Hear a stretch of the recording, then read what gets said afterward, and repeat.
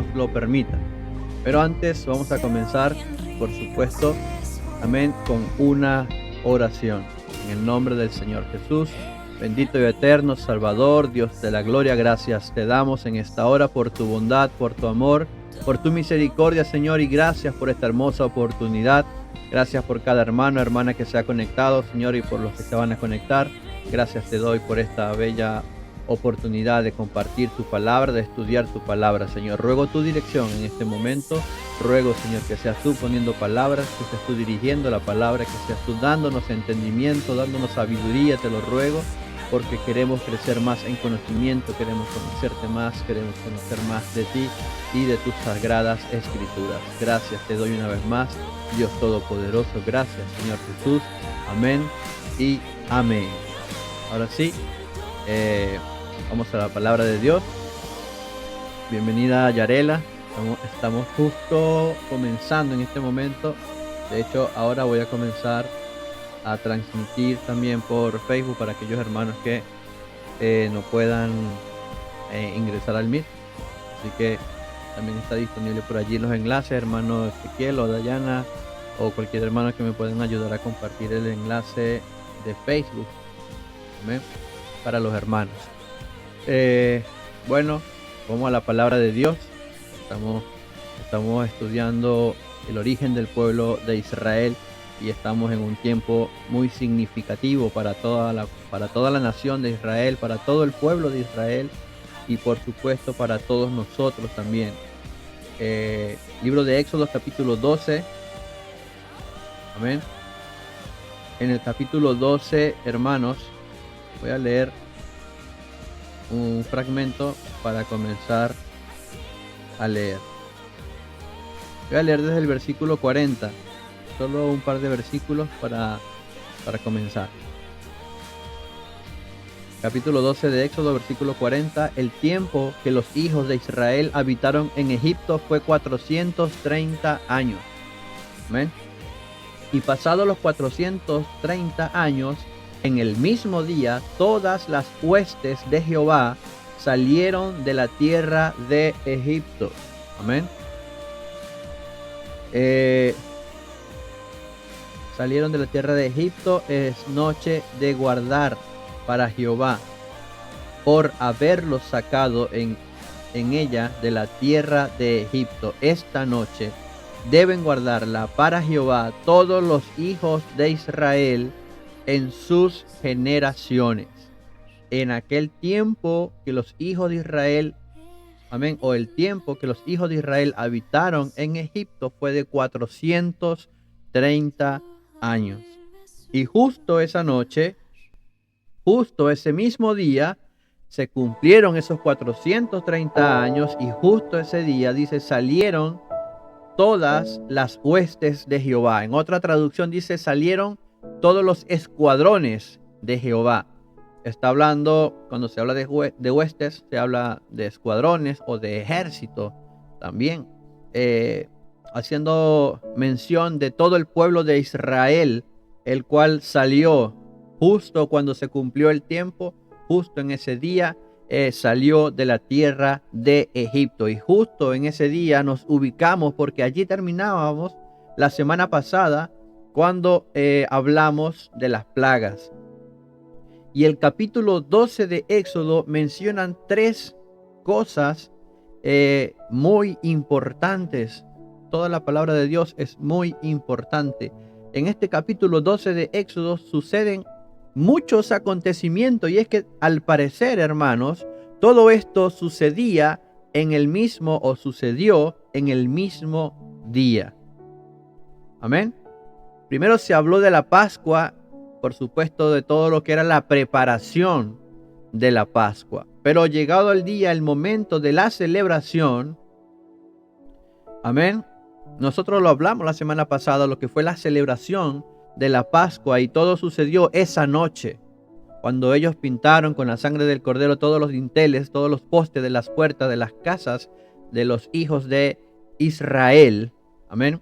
Esa noche, esa misma noche, dice la Biblia, a medianoche, entonces fue cuando sucedió la muerte de los primogénitos. todo, hermano. Estos acontecimientos suceden en esta noche. El pueblo de Israel celebra la Pascua o comienza la celebración de la Pascua. Amén. A la medianoche viene entonces la muerte de los primogénitos. Y mire como dice en este capítulo 12 del que le estoy hablando, para ir entrando en contexto, para ir continuando el tema.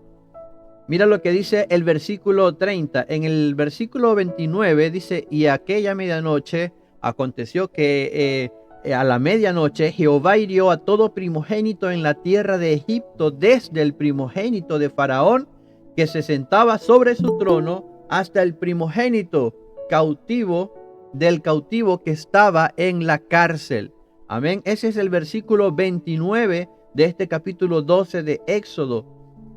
Jehová hirió a todo primogénito en la tierra de Egipto. Y luego dice el versículo 30: y se levantó aquella noche Faraón, él y todos sus siervos, todos los egipcios, todos los egipcios. Dice la palabra de Dios, y dice que había un gran clamor en Egipto, porque no había casa donde no hubiese un muerto. Déjenme decirle que lo más probable es que los israelitas estuviesen despiertos en este momento, porque ellos estaban celebrando la Pascua. Y fue esa misma medianoche cuando sucede esto. Imagínense, hermano, probablemente la gran mayoría durmiendo, y de pronto se escucha un grito, se escucha un clamor, y alguien se despierta por este grito, por este clamor, y se da cuenta en su casa, mira quizás las habitaciones, y ve también que uno de sus hijos, el primogénito, había muerto. Otro grito se suma, amén, y luego comienzan a sumarse gritos, llantos, dolor y sufrimiento en Egipto, porque dice la Biblia que no había una casa donde alguien no había muerto. Todos los primogénitos habían sido heridos de muerte, amén, por la mano poderosa de Dios, como consecuencia de todo lo que estaba o lo que había sucedido. Y allí, en medio de toda esta algarabía, en medio de todo este llanto, de todo este clamor, tal vez, me imagino, hermano, lo espantoso que pudo haber sido tantos gritos de dolor en todas las casas. Y este ruido, este sonido, todos estos gritos llegaron a la casa de Faraón, y Faraón también se despierta, y Faraón va a ver a su hijo, y resulta que su hijo primogénito, el que se sentaba en su trono, también estaba muerto. Amén. Todo esto sucede en esta misma noche. Inmediatamente, dice el versículo 31, e hizo llamar a Moisés y a Aarón de noche, porque todavía era de noche. Estaban recién enterándose, estaban viendo todo lo que estaba sucediendo, no solo en su casa, en su palacio, sino en todo Egipto estaba sucediendo esto. En medio del dolor, en medio del llanto, inmediatamente la reacción de Faraón es llamar a Moisés y a Aarón. Y les dice: salgan de en medio de mi pueblo, váyanse. Todos los hijos de Israel vayan, sirvan a Jehová como lo dijeron, vayan al desierto como ustedes lo dijeron y sirvan a Jehová. Tomen también todas sus ovejas, todas sus vacas, como ustedes lo han dicho, váyanse de aquí y bendecidme también a mí. Faraón por fin o finalmente había entendido el poder de Dios. Aunque nosotros sabemos que Dios no manifestó todo su poder, en ese momento fue tanto el sufrimiento y el dolor que ellos recibieron, fue tan grande el impacto de lo que Dios había hecho, que Faraón no tuvo otra opción más que pedir por su bendición. Vayan al desierto a adorar a su Dios como ustedes lo dijeron en un principio, que yo no los quise escuchar, pero desde un principio como ustedes me lo pidieron, vayan y adoren a Dios y pidan por mí. Pídanle a Dios que tenga misericordia de mí. Díganle a su Dios que ya no me castigue más, que ya no quiero sufrir más. Díganle a su Dios que me bendiga, que me dé bendición, porque ya no soporto más. Esas fueron las palabras de Faraón. Y esa misma noche, hermanos, es cuando Israel sale de Egipto. Esa misma noche, porque Faraón le dice, vayan y tomen sus cosas y prácticamente lárguense de mi tierra. No los quiero por acá. Y el versículo 33 dice que no solo Faraón tenía esta actitud, todos los egipcios apremiaban al pueblo, le decían que se dieran prisa, ya váyanse, váyanse rápido, rápido, lo más pronto posible, no sea que otra plaga venga, no sea que otra desgracia aún más fuerte venga, porque ellos se habían dado cuenta que cada plaga que venía parecía ser más fuerte, parecía causar más dolor que en la anterior, y esta última de la muerte de los primogénitos, imagínense lo que ellos pudieran pensar ahora, quién sabe qué otra plaga aún peor que esta pueda venir. Así que dense prisa, decían todos los egipcios, dense prisa, váyanse, porque en otras palabras todos nosotros somos muertos si ustedes no se van de aquí. Y la Biblia dice que el pueblo de Israel toma su masa antes que leudase. Recordamos que una de las cosas que habíamos hablado con respecto a la Pascua, se hablaba de la cena pascual, nosotros hablábamos de la preparación, se hablaba de la carne del cordero, se hablaban de hierbas amargas, pero también se hablaba de pan sin levadura. Incluso se habla también de una vestimenta, de una preparación. Y durante esta cena pascual, los israelitas tenían que estar vestidos y listos para partir, ya con sus pies calzados, con su bastón en la mano, con todo listo para salir, porque Dios les había dicho que ya iban a salir de la esclavitud de Egipto. Por eso sucede tal y cual como Dios se los había dicho. Vino la muerte de los primogénitos e inmediatamente Faraón estaba demandando que los israelitas se fueran de su tierra. Y todos los egipcios hicieron lo mismo. Así que ellos ya estaban preparados para salir. No les tomó mucho tiempo agarrar sus cosas e irse. Dice la Biblia que llevaron entonces sus masas sin levadura, sin leudar. Hicieron los hijos de Israel conforme al mandamiento de Moisés, pidiendo de los egipcios alhajas de plata y de oro y vestidos. Y Jehová dio gracia al pueblo delante de los egipcios y les dieron cuanto pedían. Hermanos, los egipcios le dieron cuanto pedían a los israelitas. Imagínense al nivel en que llegaron, que no les importó despojarse de todo, de entregar oro, de entregar plata, de entregar posesiones a los israelitas para que se fuesen ya de allí. Y la última parte de este versículo 36 del capítulo 12 de Éxodo dice, así despojaron a los egipcios. Así despojaron a los egipcios. Por lo tanto, se cumple entonces todo este ciclo, se cumple todo lo que Dios había dicho que iba a hacer. Amén. Se cumple todo esto, gloria a Dios, y el pueblo de Israel sale. Todo esto sucede en el capítulo 12 de Éxodo. Entonces, allí se hablan de algunas cosas y aquí vamos a entrar entonces, ahora sí, hermanos, en materia. Vamos a entrar en algunos detalles bastante interesantes. Amén. Me contenta, entre paréntesis, hermanos, que contar con su presencia. Amén. Aprovecho para saludar a mi hermana María Eugenia y familia, que no los había saludado. Amén. Me contenta contar con su presencia, hermanos. Ahora en este momento el pueblo de Israel sale de Egipto, gloria a Dios, y hay algunos detalles que vamos a considerar. En primer lugar, la Biblia nos habla de algunos sitios, algunos lugares específicos. No he salido del capítulo 12 de Éxodo todavía. Dice que los hijos de Israel partieron a Ramsés, de Ramsés hasta Sucot. Recordemos que el pueblo de Israel se había establecido en Gosén, y allí en Gosén estaba quizás construida una especie de ciudad donde estaban, según lo que se cree o según lo que hemos aprendido, estaban los israelitas. Pero esta tierra de Ramsés, o esta ciudad, o este lugar, Amén. Estaba también allí, en ese mismo territorio. Así que vamos a ver, porque la Biblia nos muestra, precisamente, nos muestra algunos detalles que vamos a considerar.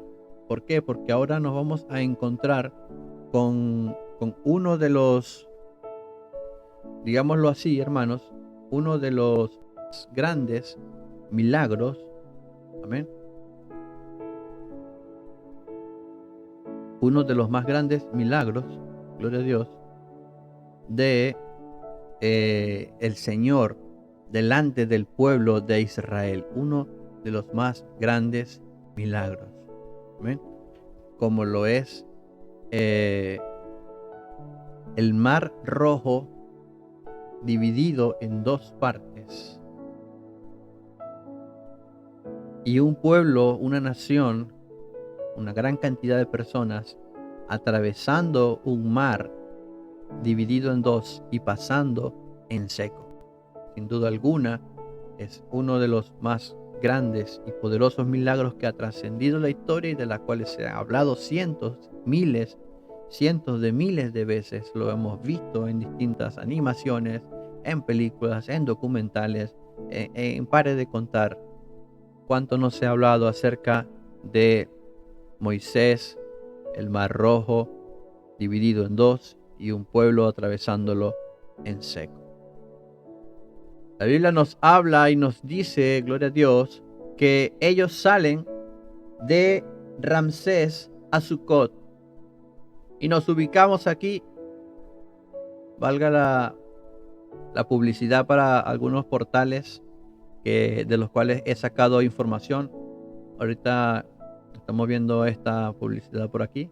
Luego vamos a ver otras páginas que también se han dedicado a hacer este tipo de estudios y de los cuales he sacado gran parte de la información.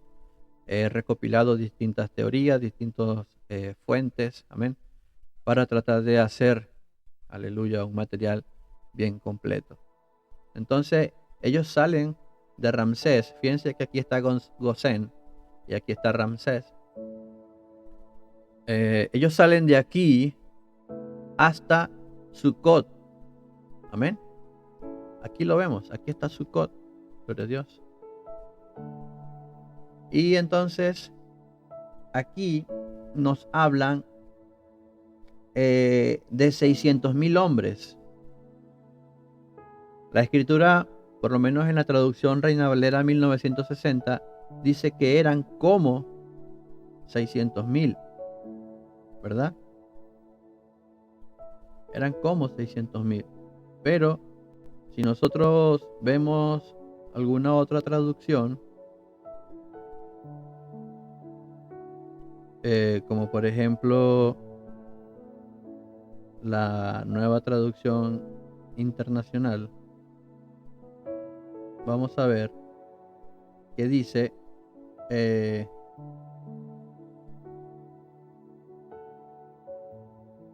amén. Aquí dice el versículo 41. Vamos a leerlo desde más arriba, que es donde está la cifra que quiero mencionarles.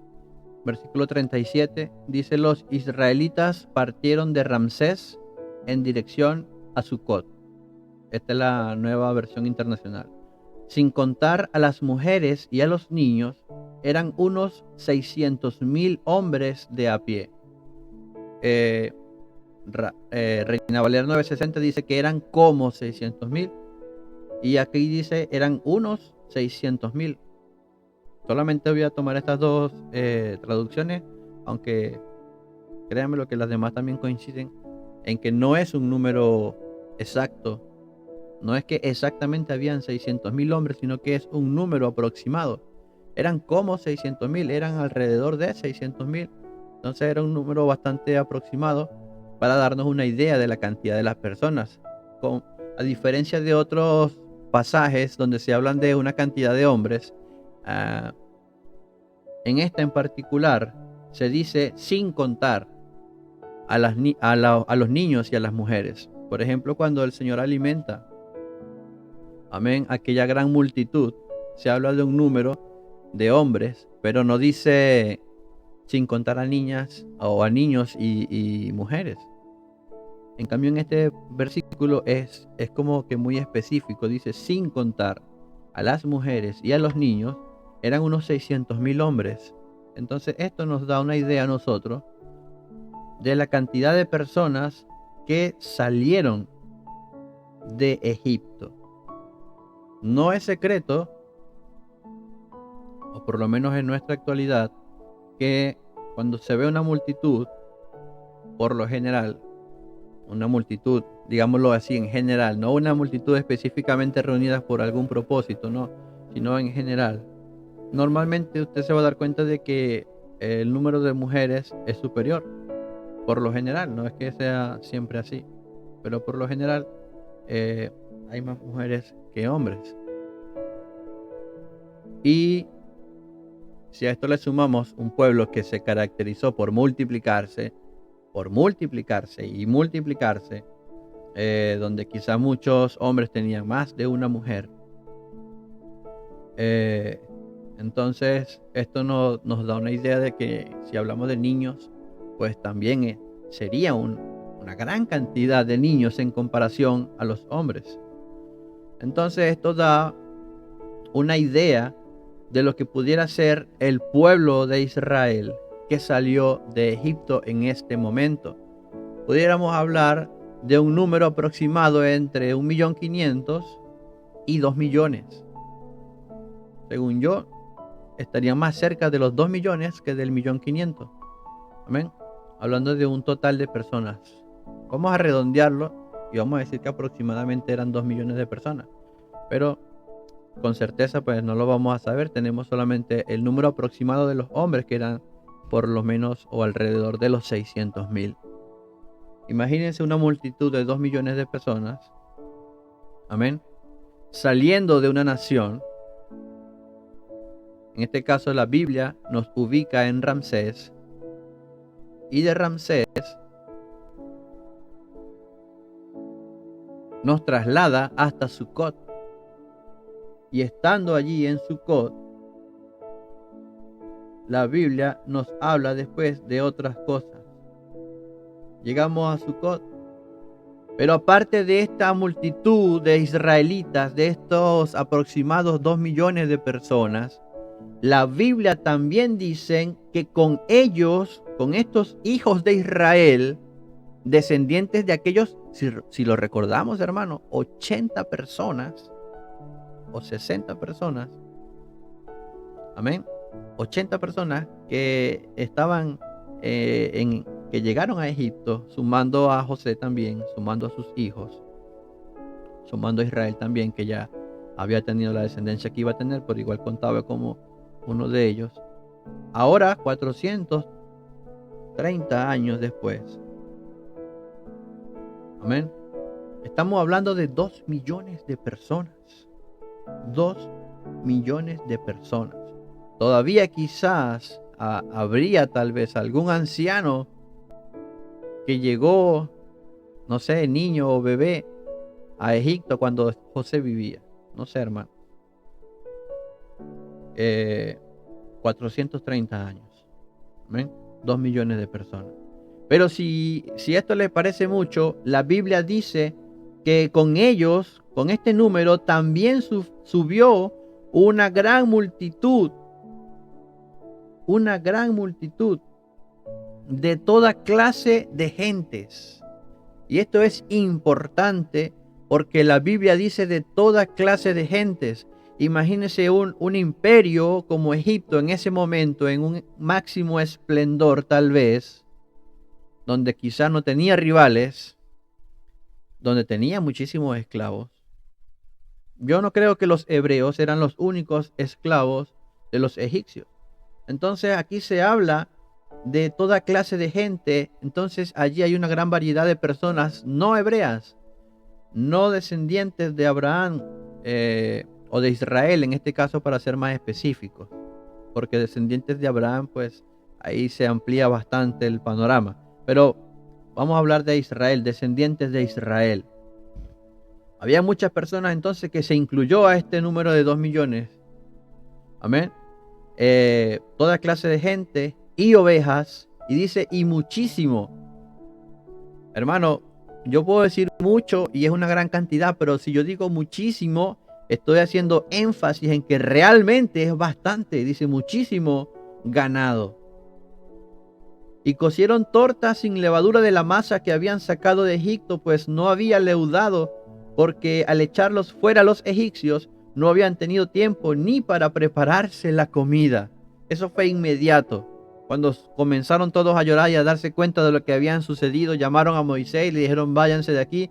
Moisés fue otra vez, habló con el pueblo y vámonos porque ha llegado el momento. No dio tiempo de nada. Las cosas que se llevaron era porque ya las tenían preparadas, porque esa era la orden que habían recibido. Entonces allí, hermano, pasa todo esto y esta multitud, no solo de israelitas, incluso a egipcios, probablemente también iban allí en esa multitud, que creyeron en Dios por las señales, por las plagas, creyeron en realmente Dios por eso que vieron. Probablemente se fueron también con los israelitas. Y allí pasa. Luego llegamos al versículo que leímos inicialmente y vemos entonces que se habla de esa noche, que esa es una noche para guardar a Jehová. Porque esa noche fue que Dios sacó de la tierra de Egipto a los israelitas. Y entonces vienen lo que es los últimos preparativos de la Pascua. Viene lo que son las restricciones, por decirlo de otra manera, de la Pascua. Jehová le dijo a Moisés una ordenanza más con respecto a la Pascua. Le dijo, ningún extraño comerá de ella. Era evidente para todos que no solamente hebreos iban saliendo de allí. Y ellos tenían entonces ahora un nuevo mandato de una fiesta que sería solemne, que aún en la actualidad se mantiene. El Señor tenía que cerciorarse de que quien disfrutara de estas fiestas, quienes participaran en estas fiestas, quienes de alguna u otra manera se hicieran partícipe de esta celebración, fuesen personas del pueblo de Dios. Amén. Y no es que se estuviesen excluyendo, porque vamos a entender algo. Voy a leer estos versículos porque es importante que entendamos lo que Dios dice aquí en este pasaje. Primero dice, ningún extraño comerá de ella. Hablando de la Pascua. Amén. Dice, mas todo siervo humano comprado por dinero comerá de ella después que lo hubieres circuncidado. Amén. Aquí se están hablando de los esclavos. Entonces, pero dice que tienen que haberse circuncidado. No sé si en este momento usted tiene que recordar la importancia de la circuncisión. La circuncisión no fue más que la señal del pacto que Dios hizo con Abraham. No vamos a hablar de eso porque ya nos tomamos el tiempo hace unos meses atrás cuando nos tocó hablar de ese tema. Ya hablamos acerca de la circuncisión, hermanos. Pero les recuerdo lo importante que era la circuncisión. Era simplemente la señal que decía yo pacto con Dios. Yo me niego al mundo. Yo me niego a las costumbres del mundo y voy ahora a regirme por las costumbres de Dios. Yo a partir de este momento no voy a hacer lo que yo quiera, sino voy a hacer lo que Dios me ha estipulado a través de su palabra, a través de los mandatos que me ha dejado por los profetas o de la manera en que Dios lo haya dejado plasmado, pero a través de esa palabra yo me voy a regir. Eso era lo que significaba y lo que significa la circuncisión. Era aceptar a Dios como su Dios. Lo que nosotros los cristianos en este momento pudiésemos decir es el momento de cuando una persona que viene del mundo se arrepiente y le dice al Señor, le dice a Dios que lo acepta al Señor Jesús como su Salvador, que le abre la puerta de su corazón, que le pide que lo ayude, que lo dirija. Es prácticamente algo similar. Pero en el Antiguo Testamento sucede en el pueblo de Israel, aún en la actualidad, sucede que la señal de este pacto, de este momento en el que yo digo, sí, ya yo no me mando por lo que dice el mundo, yo me mando por lo que Dios me dice que haga. Era la circuncisión y todavía para ellos es la circuncisión. Por eso de allí la importancia. Dios lo que estaba diciendo era que ninguna persona que viva según sus propios pensamientos o ideales, ninguna persona que no sé, que adore a dioses paganos o se incline ante dioses hechos por mano de hombre, ninguna de esas personas tiene por qué ser parte de mi fiesta solemne, porque es mi fiesta solemne que mi pueblo me va a celebrar. Era lo que Dios estaba diciendo a través de esto. Y si hubiesen esclavos quizás que venían de otra tierra, ellos, al momento de ser circuncidados, se les daba entrada o participación en esto porque estaban pactando. Con la circuncisión ellos estaban pactando con Dios, estaban diciendo, sí, yo renuncio a todo lo que antes creía y a partir de este momento voy a creer solo en el único y verdadero Dios y me voy a regir por sus mandatos. Por eso esto es importante. Dios, por supuesto, no iba a permitir que ningún extraño participara en esta fiesta. Luego el versículo 45 dice, el extranjero y el jornalero no comerá de ella. Se comerá en una casa y no llevarás de aquella carne fuera de ella, ni quebraréis hueso suyo. Este cordero que sería entonces lo que iban a comer esa noche, no podía salir ninguna pieza, ningún pedazo de ese cordero, no podía salir de esa casa. Y no se podía, por supuesto, tampoco guardar para el día siguiente. Eso lo dijimos la semana pasada. Pero no podía salir de esa casa.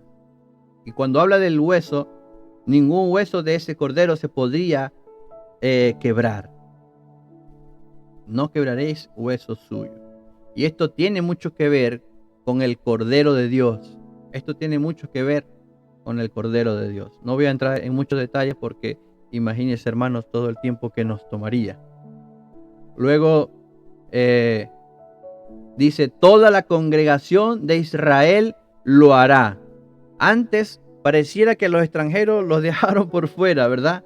Pero luego dice en el versículo 48, más si algún extranjero morare contigo y quisiere celebrar la Pascua para Jehová, séale circuncidado todo varón, y entonces la celebrará y será como uno de vuestra nación.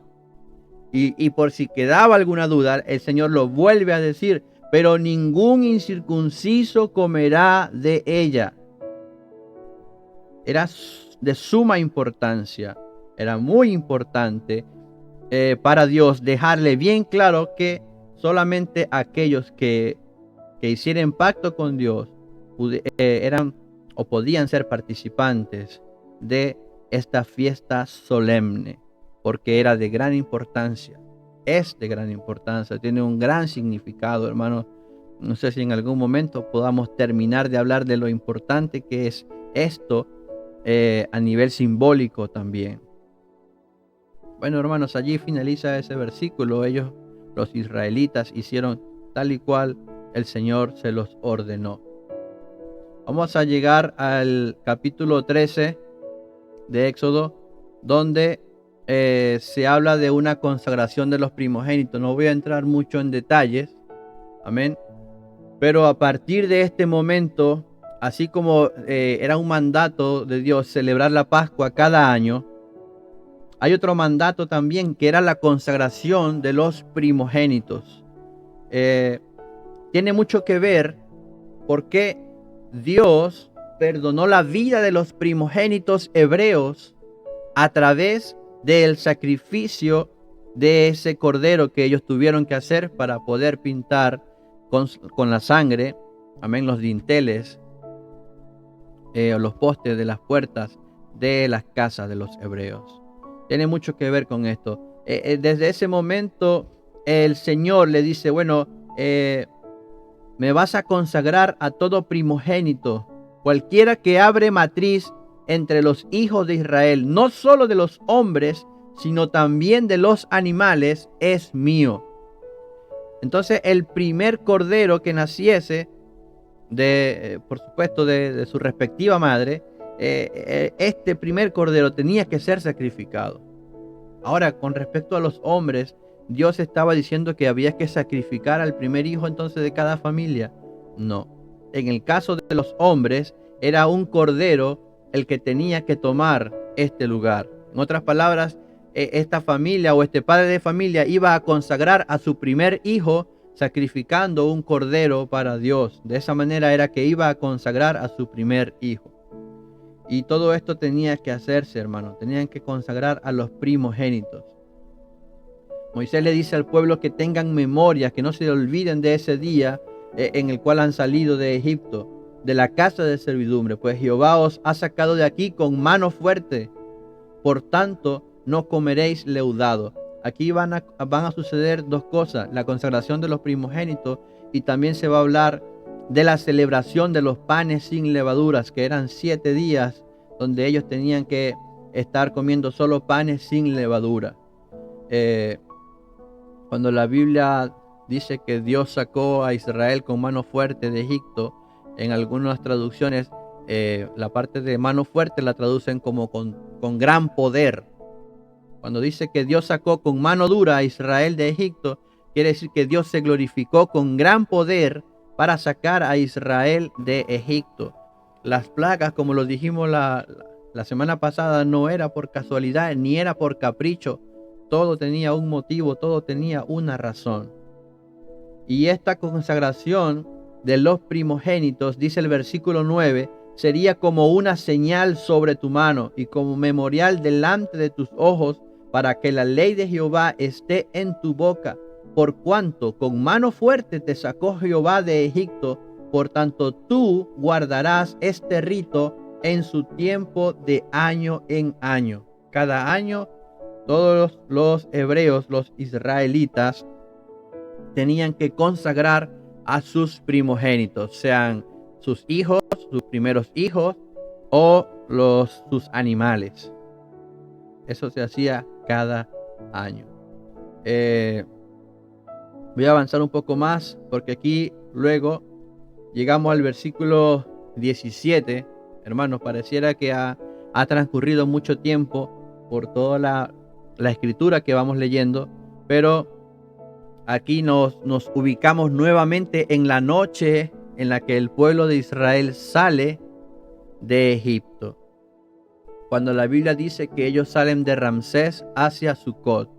El versículo 17 dice: y luego que Faraón dejó ir al pueblo, y aquí vamos a entrar acá, porque creo que todavía estoy proyectando o compartiendo, sí, la ventana. Espero que todavía estén por allí, mis hermanos. El Señor Jesús les bendiga a cada uno de los presentes. Amén. Dice que el día que Faraón dejó salir al pueblo, Dios no los llevó por el camino de la tierra de los filisteos. Dios no los llevó, no los llevó. Miren este mapa. Aquí está Gosén, ¿verdad? Aquí está Sucot. Si ustedes se fijan, esta parte que vemos aquí muy cerca de Sucot, hermanos,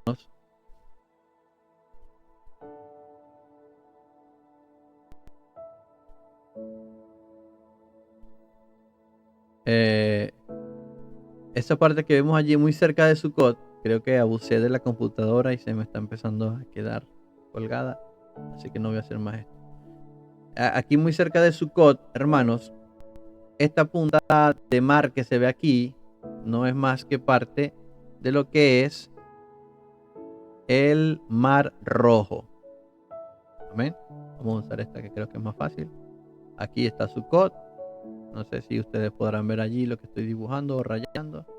Aquí está Sucot, ¿verdad? Y aquí vamos a ver toda esta parte que es agua. Es el Mar Rojo, ¿verdad? Que hace este dibujo que está acá. Aquí no se ve completo, pero se lo estoy marcando porque en este mapa no se ve Sucot. O aquí está Sucot. A ver, sí, aquí está Sucot. Entonces en este mapa nos vamos a dar cuenta que aquí arriba hay algo que se conocía en aquel entonces y que todavía en los mapas que quedaron se conoce esto como el camino a la tierra de los filisteos. Y aquí está otro que dice camino al sur. Estos, hermanos, no son más que, por decirlo de una manera, no son más que rutas comerciales. Rutas comerciales. Amén.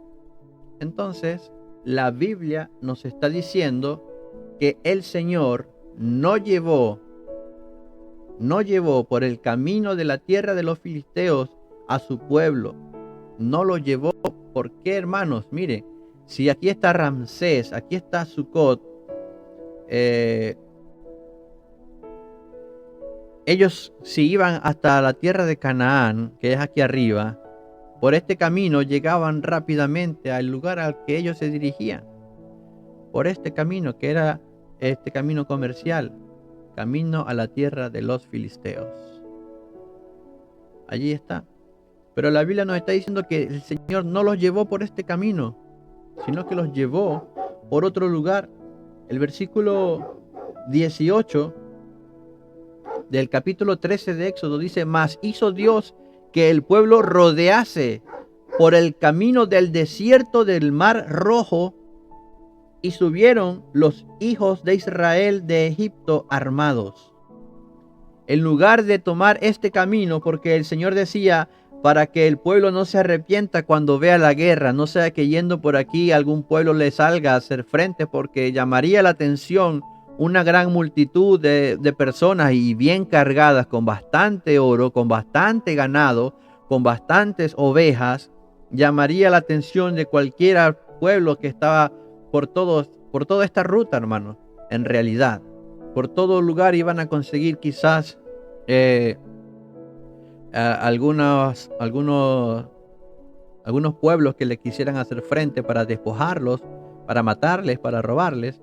Entonces Dios dice, no sea que mi pueblo vea que alguien le sale a la guerra, le hace frente y tengan miedo y se devuelvan hasta Egipto. A pesar de que Dios ya se había glorificado con las 10 plagas y no solamente Egipto, sino el pueblo de Israel había visto la gloria de Dios, a pesar de todo eso, el pueblo de Israel todavía le faltaba, por decirlo de una manera, le faltaba fe, hermanos. El Señor conoce a su pueblo y Él sabía que en el momento en el que alguien se les parara de frente, ellos no iban a decir, Dios nos va a proteger, ellos iban a salir corriendo otra vez de vuelta hacia Egipto.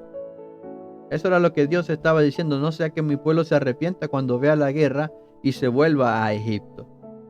Entonces, por eso, el Señor tiene que hacer que el pueblo de Israel se vaya por el camino largo, porque el Señor tenía que trabajar a su pueblo.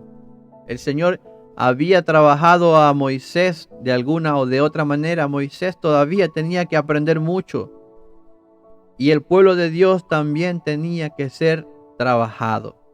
Dios trabaja en nuestro carácter. Y Él en su infinita sabiduría sabe de qué manera nos va a trabajar el carácter. De alguna manera, cuando nos ponemos en la mano de Dios y le decimos a Dios que nos guíe, que nos dirija, Él va a comenzar a perfeccionarnos. Amén. Y la mejor forma de fortalecer un músculo es llevándolo al extremo. Ustedes ven las personas que, por ejemplo, se dedican al físico-culturismo. Estas personas, para que su cuerpo tenga esa apariencia o esa forma, tienen que llevar al extremo su cuerpo, sus músculos. En otras palabras, tienen que sufrir para poder ser mejores, para poder perfeccionarse. Así es la vida. Y Dios quería fortalecer a su pueblo, Dios quería trabajar en Israel para convertirlo en una nación que realmente creyera en Él. Para eso tenía que trabajarlo. Y por eso Dios los lleva al desierto. Por eso en el desierto el pueblo de Israel ve la gloria de Dios. Por eso, hermanos, usted y yo a veces tenemos que pasar por el desierto para ver la gloria de Dios. A veces Dios nos lleva al desierto para hacernos más fuertes, para hacernos crecer en alguna área de nuestra vida. Déjese utilizar por Dios, porque si Él lo llevó al desierto, Él va a estar con usted y Él va a saber qué hacer con usted en medio del desierto. No pierda la fe.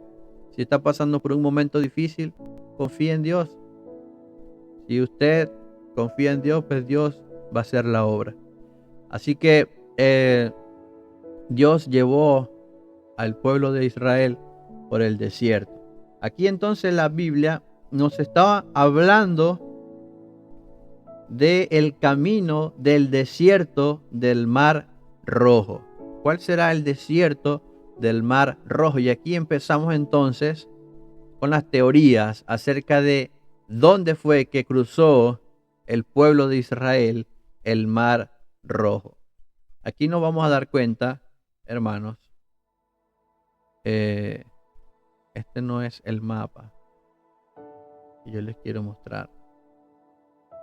Amén. Pero ya lo vamos a ver. Porque va a llegar el momento en el que el Señor entonces va a comenzar a mover a su pueblo por este desierto, por el desierto del Mar Rojo, por este desierto, hermanos. Ahí va a comenzar todo. Luego Dios, aleluya, tenía algo más preparado. La Biblia dice que ellos salieron entonces armados de allí, de Egipto. También dice que se llevaron los huesos de José. Recordemos las últimas palabras de José. Las últimas palabras de José era que él sabía que el Señor los iba a visitar, y cuando eso sucediera, esas son las palabras de José. Yo sé que usted se acuerda cuando nosotros hablamos de José. Yo sé que usted se acuerda de eso. José, antes de morir, él dijo: va a llegar el momento en el que Dios los vaya a visitar. Amén. Y cuando ese momento llegue, entonces allí ustedes se van a ir de Egipto, y cuando se vayan de Egipto, no vayan a dejar mis huesos aquí, no dejen mis restos aquí, ustedes se van a llevar mis huesos, porque yo voy a ser sepultado en la tierra prometida. Entonces, eso fue lo que José dijo antes de morir, y llegado este momento en el que finalmente, 430 años después, es liberado el pueblo de Israel, entonces ellos, hermanos, tuvieron que llevarse los huesos de José de esta manera. Ellos salen de allí, hermanos. Amén. Ellos salen de Egipto, gloria a Dios, y van entonces rumbo, aleluya, hacia el desierto del Mar Rojo. Allí entonces vamos a ver varias cosas. Vamos a ver en primer lugar las distintas teorías que hay de dónde salió el pueblo de Israel. ¿Amén? Ahí lo primero que tenemos que ver con respecto, aleluya, al Mar Rojo, es que es bastante amplio el Mar Rojo. Y si hablamos de la distancia que hay para atravesar el Mar Rojo, pues son kilómetros, hermanos. Son muchos kilómetros. Entonces, hay muchos puntos que considerar. En el capítulo 14 de Éxodo es cuando nosotros nos encontramos con este acontecimiento de los israelitas cruzando el Mar Rojo. Aquí comienza diciendo el Señor, hablándole a Moisés: dile a los hijos de Israel que den la vuelta y acampen delante de Pi-Hahirot. Nos da un lugar. Nos dice Pi-Hahirot, entre Migdol y el mar hacia Baal-Zephón. Entonces esto ya nos va dando a nosotros un indicio. El problema está en que este lugar de Pi-Hahirot, con certeza no se sabe dónde está ubicado, hermanos. Allí es donde surge uno de los principales problemas, y es que no saben específicamente dónde está ubicado este lugar conocido como Pihairot. Amén. En un momento le voy a mostrar el mapa, porque según lo que yo estuve investigando, hay dos posibles lugares donde se ubica este Pihairot. Este lugar es clave porque allí Dios les manda a acampar. Entonces esto nos da a entender nosotros algunas cosas. Por ejemplo, que quizás pasaron varios días desde que ellos salieron de Egipto. ¿Sabe por qué? Porque allí en este capítulo 13 la Biblia nos habla de la columna de fuego y la columna de nube. No sé si alguno recuerda alguno de estos coros, de estos coritos antiguos. Hay uno que dice: cuando Faraón dejó salir al pueblo. Este corito dice: cuando Faraón dejó salir al pueblo, Dios los guió por el desierto. Y después dice: él iba delante de ellos. Él iba delante de ellos. Y después dice: en el día columna de nube, en la noche columna de fuego. En el día columna de nube, en la noche columna de fuego. En el día y en la noche mi Dios estaba con ellos. Entonces, si en el día era columna de nube y en la noche era columna de fuego, nos da a entender de que transcurrieron días mientras ellos iban caminando, hermanos, hasta el lugar en el que iban a acampar. Este lugar es clave porque allí Dios le dice que den la vuelta. No habla de regresarse. No es lo mismo dar la vuelta y regresarse. Quizá algunos lo pudieran interpretar de esta manera. Cuando dice dar la vuelta, le está diciendo que se regresen, pero no necesariamente sea eso lo que signifique. En todo caso, el Señor les dice, amén, les dice, gloria a Dios, les dice: den la vuelta y acampen en Pihairot. Allí van ustedes a acampar en Pihairot. ¿Por qué? Porque en ese lugar iba a suceder algo importante. Dios le dice a Moisés: yo voy a endurecer el corazón de Faraón para que lo siga. Y seré glorificado en Faraón y en todo su ejército. Y sabrán los egipcios que yo soy Jehová. El Señor quería asegurarse de que realmente, de que no quedara la menor duda, amén, para el pueblo egipcio de quién era Dios. Él iba a asegurarse de esto, hermano. Y por eso, aleluya, Él lo hace de esta manera. Él iba a permitir, gloria a Dios, que el pueblo egipcio saliera una vez más contra el pueblo de Israel. Y es allí entonces cuando vendría a suceder este grandioso milagro, que era la división del Mar Rojo. Amén. Allí, en este lugar conocido como Pihairot, habla de dos lugares. Dice: entre Migdol y el mar hacia Baal Zephón. Estaba diciendo que delante de ellos iba a estar el mar Rojo. ¿Hacia dónde? Hacia Baal Zephón. Es como un lugar después del Mar Rojo. Entonces, Faraón iba a decir: los hijos de Israel están encerrados. ¿Por qué? Porque no pueden ir hacia los lados porque es puro desierto, y no pueden ir hacia adelante porque está el mar. Así que yo los voy a encerrar allí. Dios le estaba diciendo todo lo que iba a suceder. Y así lo hicieron. Entonces allí se le da el aviso al rey de Egipto, al faraón, amén, de que el pueblo huía, dice la palabra de Dios. Allí, hermanos, dice la Biblia que Faraón toma su ejército, menciona algunos números, los carros y todo, y se va hacia allá. Entonces, vamos a ver ahora dónde nos pudiéramos ubicar nosotros en relación a esto, porque estamos hablando de estos dos lugares. Voy a mencionar primero este que tengo acá, que es el digámoslo así, el más mencionado, el más conocido. Amén. Voy a compartir la pantalla acá. Voy a presentar esto rápidamente. Estamos en vivo y en directo. Amén.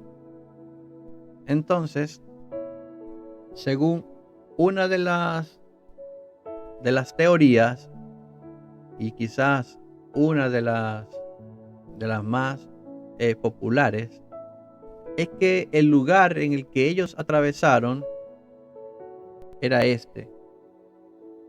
Según este mapa, entonces aquí está ubicado Pihairot. Y mira, aquí está Migdol. Y se supone que para acá, del otro lado, estaría algo conocido, como lo dice la Biblia, Baal Zephon. ¿Sí? Entonces, según lo que muchos piensan, este es el lugar en el que esto sucede. Ellos están acampando aquí cuando Faraón sale a perseguir al pueblo de Israel. Desde acá, desde Ramsés, Faraón va directamente hacia Pihairot. ¿Qué es lo que sucede, hermanos? Bueno, ya usted conoce quizás este acontecimiento, que empieza el pueblo a preguntarse, a asustarse, porque probablemente ellos tenían vigías a ciertas distancias, tendrían conocimiento quizás acerca de la guerra. La Biblia habla de que el pueblo de Israel iba armado, tenían vigías y dan aviso a Moisés de lo que está sucediendo. Dan aviso a Moisés de que Faraón viene hacia ellos. Y es allí, en este campamento donde se encontraban ellos, en Pihairot, donde sucede este milagro. El milagro de el Mar Rojo dividido en dos, y un pueblo de Dios, un pueblo de Israel, atravesando por este río, o por este mar, mejor dicho, en seco. Amén. Uno de los milagros quizás más famosos, por decirlo de una manera. Muchos hablan de las 10 plagas, pero quizás no todos conocen a las 10 plagas. Mencionan alguna que otra de las plagas, pero se habla de las 10 plagas, pero no se conoce a fondo las 10 plagas. Pero cuando se habla del Mar Rojo, se sabe con certeza qué fue lo que sucedió en el Mar Rojo. Nosotros, según lo que leemos en el capítulo 14 de Éxodo, nos damos cuenta de que Dios instruye a Moisés para que levante su vara sobre el mar. Allí nosotros vamos a darnos cuenta, amén, de varias cosas. En primer lugar, aleluya, un viento fuerte sopla sobre el mar. Un viento fuerte sopla sobre el mar. Las aguas, hermanos, se dividen, amén, y crea un camino seco entre ellas. Los israelitas cruzan, amén, el mar, lo cruzan a pie, lo cruzan caminando, pero pisando tierra seca, un suelo seco, ¿verdad? Mientras dos enormes paredes están a sus alrededores. Buenas noches, hermana Analía, bendiciones. Estamos hablando del momento justo y específico en el que el Señor, el Dios Todopoderoso, da una pequeña demostración de su poderío dividiendo el Mar Rojo en dos. Mientras que los egipcios perseguían al pueblo de Israel, ellos intentaron seguirle, pero la Biblia nos enseña que las aguas se cerraron sobre ellos. Los carros y caballos egipcios se hundieron en el mar. El ejército egipcio fue destruido. Amén. Muchos se refieren a este milagro como el milagro del Mar Rojo. Otros le dicen la separación del Mar Rojo. Amén. Pero por lo que nosotros leemos en este capítulo 14, entendemos que no es más que una demostración, una pequeña demostración del poder de Dios. Entonces hay muchos aspectos interesantes que se pueden mencionar respecto a esto, hermanos. Y es que existe evidencia, la arqueología ha encontrado, hermano, evidencia de una antigua ruta de migración en el área que algunos dicen que podría, hermanos, corresponder a, al camino que tomaron los israelitas. Hay científicos que han propuesto incluso teorías naturales para tratar de explicar, porque eso es lo que quieren, así como trataron de explicar las 10 plagas, tratan de explicar la separación del mar y no se dan cuenta de que están aceptando el milagro de la división o la separación del mar. Amén. Tratar de demostrar científicamente que el mar se separó es reconocer que evidentemente el mar fue dividido en dos partes, hermano. Entonces, algunos hablan de un viento fuerte, otros hablan de un tsunami. Amén. Pero la Biblia es clara. La Biblia enfatiza la intervención divina. La Biblia nos habla de que Dios fue quien hizo esto posible. Entonces, todo esto sucede, hermano, en este contexto de las Pascuas, de la muerte de los primogénitos, de la consagración de los primogénitos para los israelitas, de la fiesta de los panes sin levadura, todo eso, hermano. Entonces, allí están ellos atravesando el Mar Rojo. Hay personas que dicen que ellos quizás no fue directamente el Mar Rojo lo que ellos atravesaron, sino que hablan de otros lugares. Algunos hablan del Mar de Juncos, hablan del lago de Mensalec.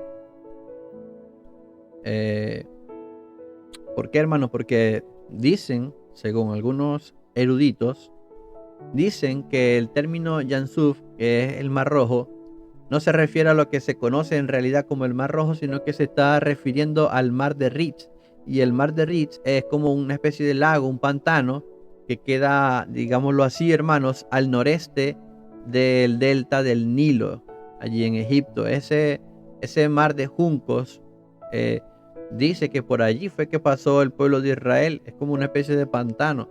Entonces tratan de, con esta teoría quizás se minimiza la obra poderosa de Dios, diciendo que el término en hebreo de Mar Rojo no se refería al Mar Rojo como tal, sino al Mar de Ritz, hermanos, que no es más que un lago, no es más que un pantano, pero eso sería en realidad minimizar el poder de Dios. El poder de Dios no tiene límites, es todo menos mínimo. El poder de Dios es ilimitado, nuestro Dios es todopoderoso.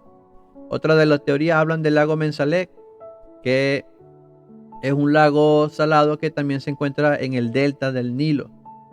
Entonces, hay dos cosas más. Está el Golfo de Suez, que es este que les estoy mostrando yo acá. Este es el Golfo de Suez. Aquí es donde la mayoría dicen que sí pasó lo de la división del Mar Rojo. Y luego vamos a ver otro golfo. Eso lo vamos a ver ahorita. Porque aparte de esto, hay otra teoría que es menos aceptada. E incluso para mí, pues, no sé cómo incluso lo pudieron haber propuesto. Y es que dicen que el mar que realmente cruzaron ellos fue el Mar Muerto. Así que, bueno, hermanos, esto pues prácticamente no es aceptado por casi nadie. Así que lo menciono porque es una de las teorías que también están por allí. Y bueno, ¿cómo se basan las personas en hacer esta teoría? Algunos en las interpretaciones, en las distintas interpretaciones que le dan al texto bíblico, estudios geográficos, estudios arqueológicos, análisis, por ejemplo, de lingüística, por ejemplo, lo que decían del término Yansuf, esta palabra en hebrea, que no hace más que referencia a algo llamado Mar Rojo, diciendo que no era este Mar Rojo, sino que era un lago. Pero bueno, la gran mayoría, y digámoslo así, de investigadores, de eruditos, de tradiciones judías, por supuesto, y cómo no decirlo, la mayoría de los cristianos siguen creyendo y sosteniendo que efectivamente el milagro sí sucede en el Mar Rojo, tal y cual está expresado en la Biblia. Entonces, No voy a profundizar mucho porque hay mucho que hablar, sí, de la teoría del mar de los juncos, pero no quiero extenderme mucho con esto porque quiero finalizar el día de hoy con esto. Así que vamos a darle un poquito más. Aquí vamos a ver algunas cosas, hermanos. Por ejemplo, vamos a ver lo que sería la distancia. Estamos hablando de aproximadamente 2 millones de personas, considerando que también habían gente de toda clase, aparte de los hebreos, que les acompañaban. Y si mencionamos los animales, imagínense la gran cantidad de animales. Entonces, primero vamos a hablar de la distancia. ¿Cuál sería la distancia aproximada que tuvo que atravesar el pueblo de Israel? Por ejemplo, según digámoslo así, la teoría, yo no voy a hablar de todas porque voy a durar mucho más, pero voy a enfocarme en las que vamos a ver en el mapa. Una es esta que es la que estoy mostrando, allí donde se ve Pihairot. Desde allí cruzan ellos el Mar Rojo hasta el otro lado. Se hablan de un aproximado entre 10 y 15 kilómetros. Entre 10 y 15 kilómetros aproximados es lo que hay allí en esa distancia. Con respecto a la profundidad del agua, estaríamos hablando entre 10 y 20 metros de profundidad, lo cual es considerablemente profundo, hermanos, si lo analizamos bien. Entre 10 y 20 metros. Si hablamos de 20 metros, estaríamos hablando quizás de un edificio fácilmente de unos 5 o hasta 6 pisos. Amén. Sería el alto o lo profundo sería de este Mar Rojo. Es bastante si lo analizamos, ¿verdad? Entonces, literalmente, ellos estarían pasando por un pasillo con unas enormes paredes de 10 o 20 metros de alto. Amén. Entonces, si nosotros hacemos este análisis, ¿verdad? Hablamos entre 10 y 15 kilómetros, ¿verdad? Esto en el Golfo de Suez. Según la otra teoría, se habla de otra distancia que sería una distancia mínima de 5 a 7 kilómetros. Entonces, vamos a considerar este rango. Vamos a hablar de 5 a 15 kilómetros, entre 5 y 7 kilómetros como mínimo y entre 10 y 15 kilómetros como máximo. Entonces, vamos a interpretarlo de la siguiente manera, porque es interesante, hermano, este acontecimiento. Son 2 millones de personas las que tenían que atravesar por allí.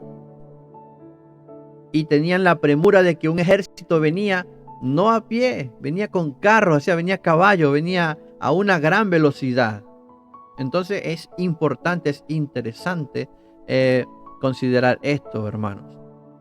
10 kilómetros, una multitud de 2 millones de personas. Consideremos los ancianos, consideremos los niños, consideremos los animales. ¿A qué velocidad podían ellos caminar 10 kilómetros? ¿A qué velocidad? Hermanos, ¿cuánto demorarían en caminar 10 kilómetros? En atravesar todo el Mar Rojo. Amén. Es interesante imaginarse este escenario. Entonces pudiéramos decirlo así. Considerando la cantidad de las personas que manejamos, que es un aproximado entre 1,5 millones y 2 millones de personas, consideramos a los niños, los ancianos, al ganado, pudiéramos decir que ellos pudieran caminar entre 3 o 5 kilómetros por hora, un aproximado por hora, una hora para caminar 3 kilómetros, 5 kilómetros. Todo dependería también del ancho del camino. ¿De qué ancho sería ese camino que Dios abrió para que pasara al pueblo de Israel? ¿Será que era súper angosto? Iban, como llaman algunos, en fila india, uno detrás de otro, o iban de dos en dos, o tenía que ser lo suficiente ancho para que, por ejemplo, varios animales pudiesen transitar uno al lado de otro. Eso también es interesante. Pudiéramos hablar de un ancho, hermanos, porque son 2 millones de personas. Pudiéramos hablar de un ancho de 500 metros, de 1 kilómetro de ancho. Amén. Tratar de imaginarse este escenario, hermano, yo no sé si usted en este momento se lo está imaginando, pero tratar de imaginarse este escenario es algo prácticamente increíble, muy difícil de creer, hermano. Y es que cuando se trata de la gloria de Dios, por eso la Biblia dice que lo que para el hombre es imposible, para Dios todo es posible. Imaginarse un escenario donde un mar se abre en dos, con un ancho de 2 kilómetros de ancho, 1000 metros de ancho. Entonces, hermanos, de esta manera nosotros pudiéramos llegar a varias conclusiones. Por ejemplo, ellos pudieron demorar entre 1 y 3 horas, según la distancia, según la velocidad.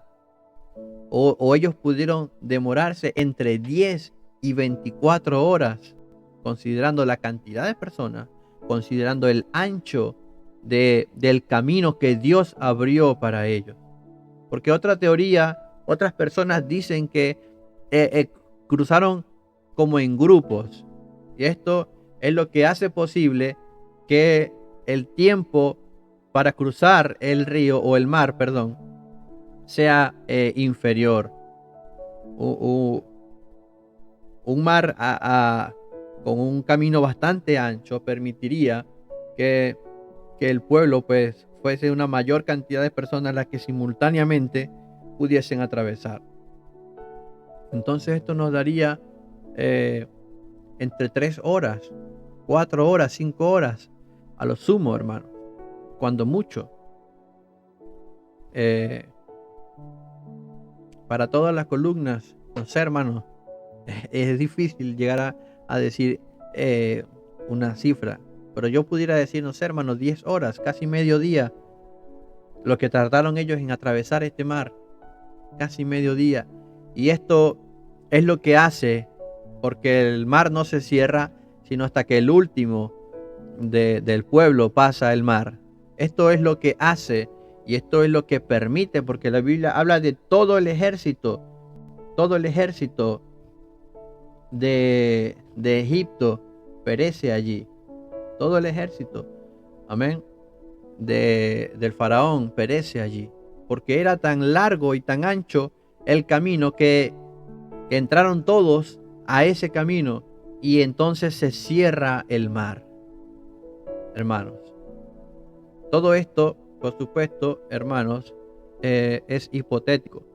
Entonces ya para ir cerrando, yo lo que quise transmitirle el día de hoy es un panorama, una idea de lo que pudo haber sido, amén, estar en ese momento en el que el pueblo de Israel atravesó el Mar Rojo, una señal increíble, sin precedentes, amén, totalmente evidencia del poder, amén, de el Dios Todopoderoso.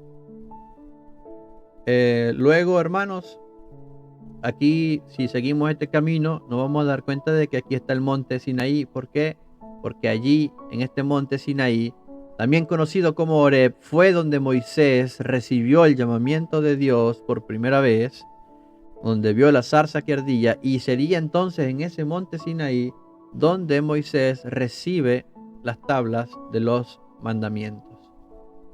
Ya para ir cerrando, hermanos, quiero mostrarles esto, que sería la otra hipótesis, también bastante creíble, aunque la última la última hipótesis va a romper quizás todo pronóstico, pero igual quiero compartirlo con ustedes, hermanos.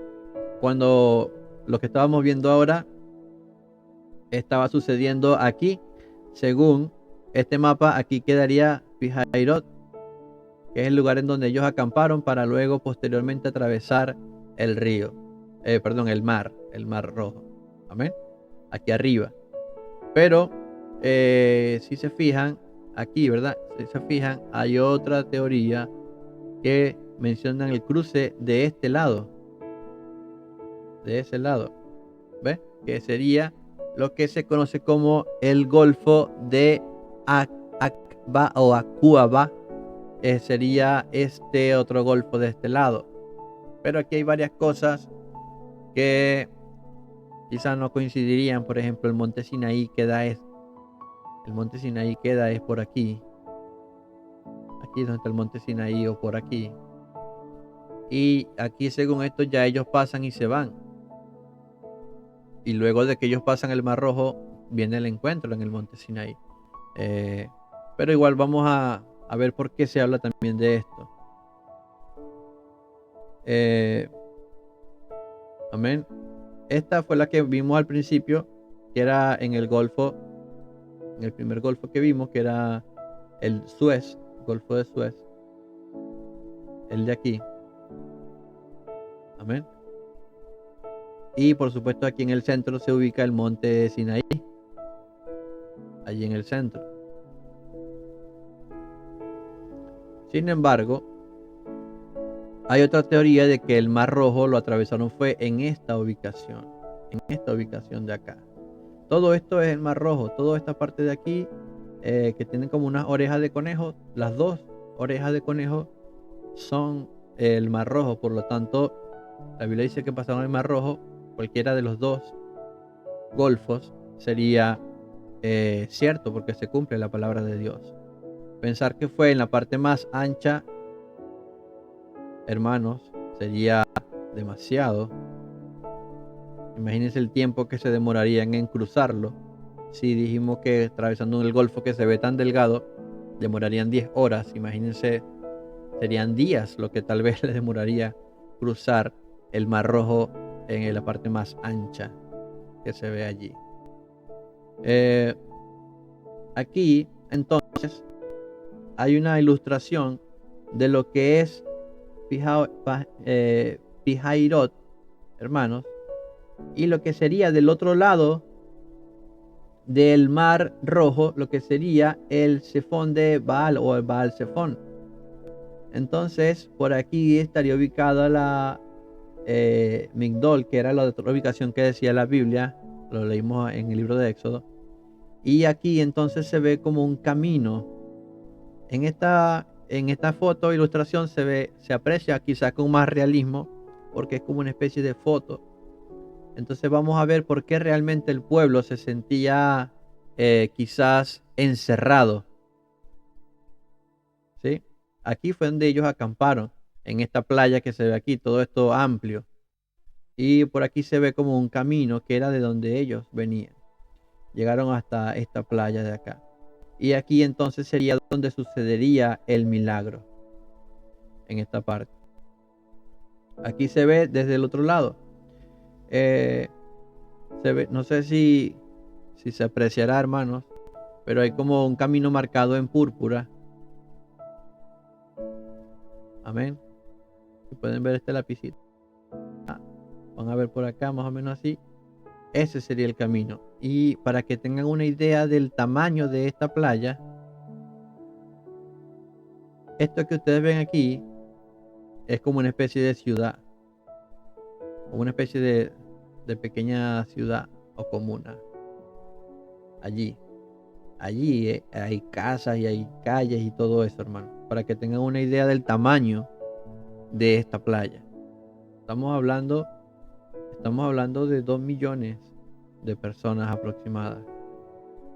Entonces, esa es la otra teoría, que ellos atravesaron por el golfo, por este golfo que está acá. Tiene un nombre bastante complicado de pronunciar. Amén. Y hermanos, allí sería quizá una de las razones por la cual muchas personas piensan que fue por ese lugar. Y la última, que era la que yo les dije que iba contra todo pronóstico, era aquí abajo, al final de todo esto. Según esta teoría, allí fue donde se atravesó el Mar Rojo. hay una distancia de 16 kilómetros, pero en la actualidad, pero según unos estudios, este mismo lugar, unos 1400 años antes de Cristo,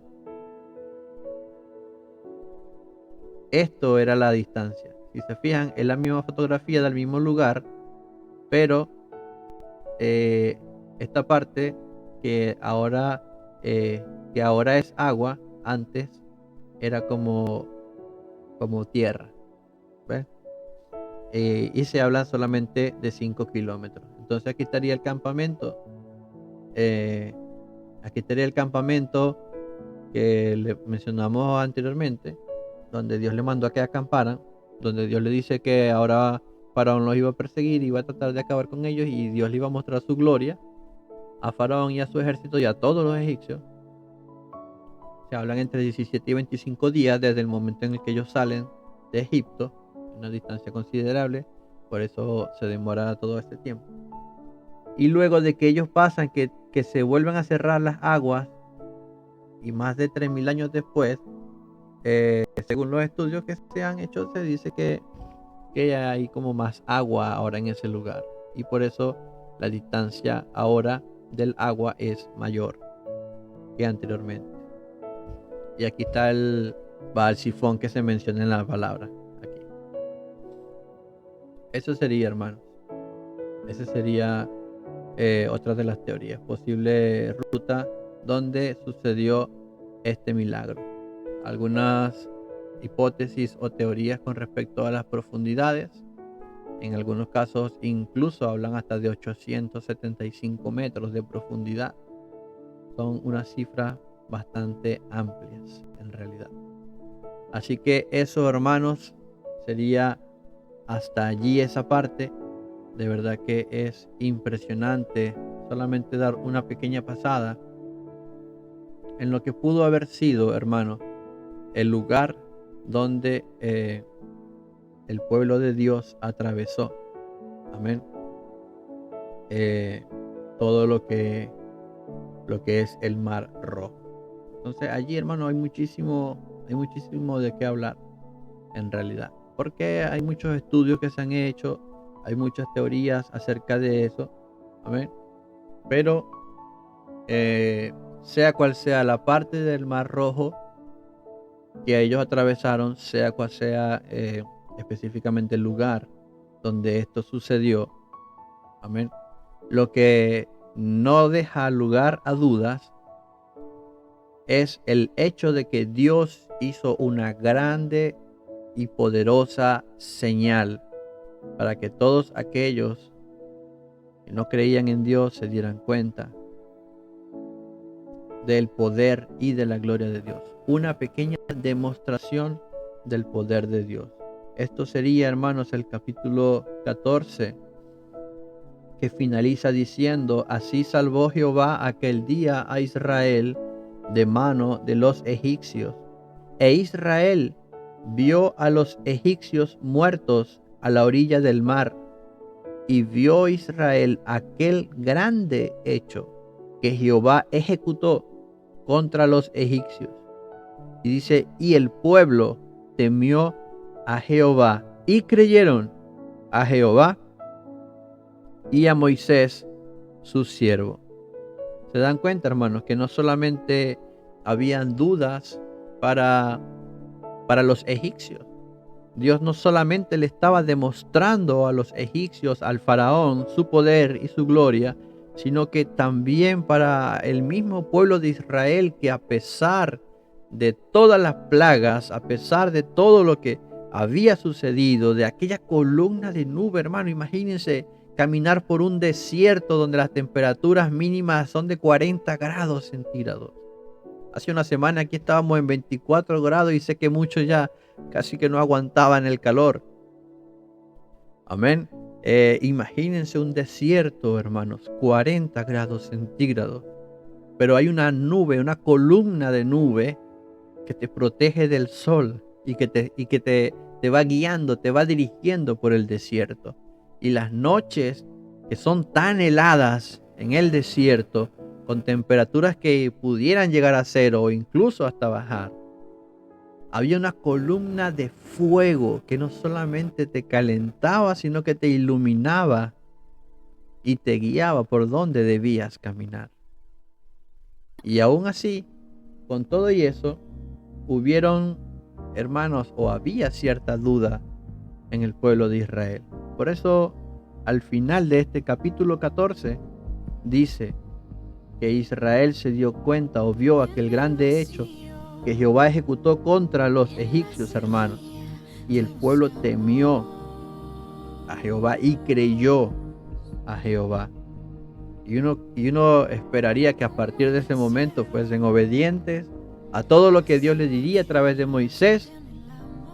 Luego viene una parte hermosa que es el cántico de María y de Moisés. Amén. Un cántico de victoria, de júbilo, de alegría. Quizás hablemos un poquito acerca de este cántico la próxima semana.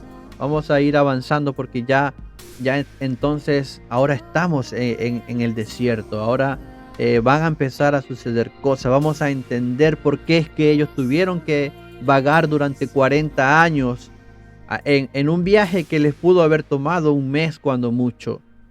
Demoraron 40 años. Vamos a ver varias cosas resaltantes, importantes. Voy a tratar de avanzar lo más que se pueda, porque ya nos estamos acercando a la tierra prometida. Vendrá el momento del sucesor de Moisés, vendrá el momento de la conquista y así iremos avanzando, hermanos, en esta grandiosa historia. Agradecerles a cada uno de los presentes, amén, a los que sobrevivieron a este tiempo, que todavía están conectados por allí. Amén. Así que, hermanos y hermanas, vamos a dejarlo hasta acá por el día de hoy. Gracias a cada uno de ustedes por estar acá presente. Que el Dios Todopoderoso, que el Señor Jesús les bendiga grandemente a cada uno de ustedes. Me despido de la transmisión de Facebook. Me despido de los que quizás estuviesen allí en Facebook. Bendiciones para todos. ¿Amén? Y hermanos y hermanas, voy a hacer una oración para darle gracias al Señor por este momento y por la bendición para cada uno de ustedes. Así que si todavía tienen un par de minutos, acompáñenme en esta oración. Bendito y eterno Salvador, Dios Todopoderoso, en esta tarde, en esta noche ya una vez más, Señor, me presento ante ti, agradecido, Señor, por esta bella oportunidad que nos diste de compartir tu palabra. Gracias por este momento, Señor, por este tiempo que nos ha recordado, Señor Jesús, una vez más, tu grandioso poder, tu misericordia y tu bondad, Señor. Como te has glorificado en tiempos antiguos, entender que tú eres el mismo de ayer, de hoy y de siempre. Entender que tú tienes el mismo poder que tuviste en aquel tiempo y que puedes glorificarte de la misma manera o incluso de otras maneras más grandiosas en nuestra vida. Te doy las gracias por mis hermanos que pudieron conectarse, por cada uno de ellos. Bendice sus vidas, te lo ruego, Señor Jesús. Bendice sus familias, sus hogares, Señor. Ruego por cada uno de ellos, que sea tu bondad, tu amor y tu misericordia, Señor, sobre ellos y sobre cada hogar que ellos representan en este momento. Gracias, te doy una vez más. A ti sea toda la gloria, Dios de los cielos, y a ti sea toda la honra. Gracias, Señor Jesús. Amén y amén. Bien, hermanos, ahora sí somos despedidos. Si uno quiere saludar, activar mi cámara, puede hacerlo. Bendiciones. Buenas noches, hermano. Buenas noches. Buenas noches, bendiciones. Buenas noches. Bendiciones. Chao, hermano, gracias. Nos vemos. Chao, mi hermano. Bendiciones. Chao, Yarela. Bendiciones. Nos vemos mañana, si Dios lo permite, en la oración. Así es. Saludos a Buenas todos, noches. hermanos.